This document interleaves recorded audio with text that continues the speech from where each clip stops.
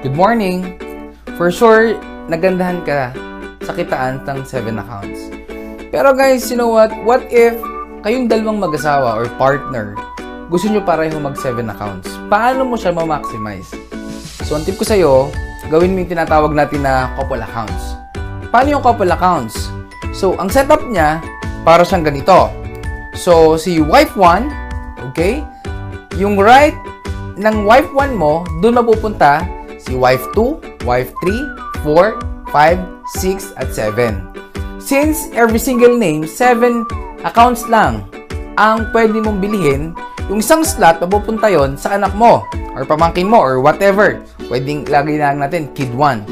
Siyempre, doon naman sa left mo, doon mo naman ilalagay yung partner mo. Example, si husband. Si husband 1, 2, 3, 4, 5, 6, 7. So, para siyang isang malaking pyramid or triangle na mas malaki siya dun sa 7 accounts. So, bakit maganda yan? Kasi kung kanina, times 7 yung kita mo, dito, pwedeng maging times 15 yung kita mo. So, therefore, kapag naka 7 accounts ka, ito yung itsura niya. Kapag naman naka 15 accounts ka or 14 accounts, ito yung itsura niya.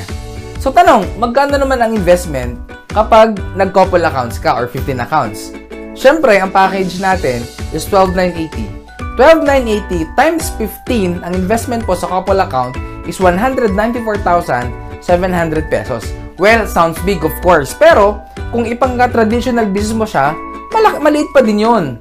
So, the good news, sa InGlobal, ito yung babalik sa'yo. Napakadami.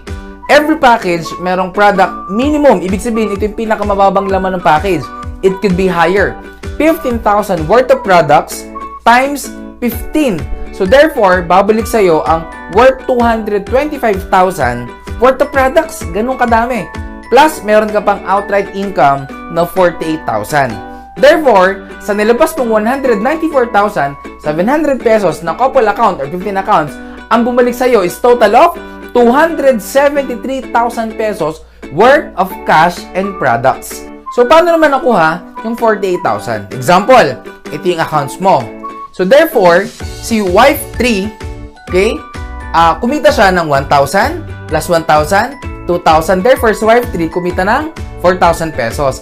Si wife 6, 4,000 din. Si husband 2, 4,000 din. At si husband 3, kumita rin ng 4,000 pesos. Ngayon, ito yung good news. Si wife 2, meron siyang 1,000, 1,000, plus tatlong match, so that's 6,000. Therefore, si wife 2, kumita ng 2,000 plus 6,000, total of 8,000. The same thing with husband 1. Kumita rin siya ng 8,000. The good news, si wife 1 naman.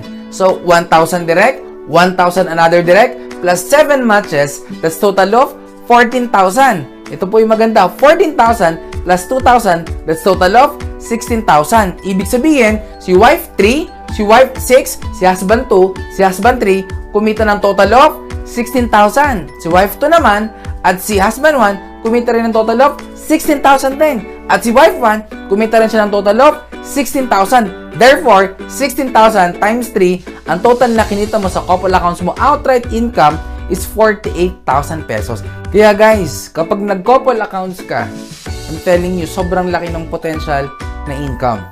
Sobrang laki ng pwedeng ibigay sa'yo na pera ng couple accounts.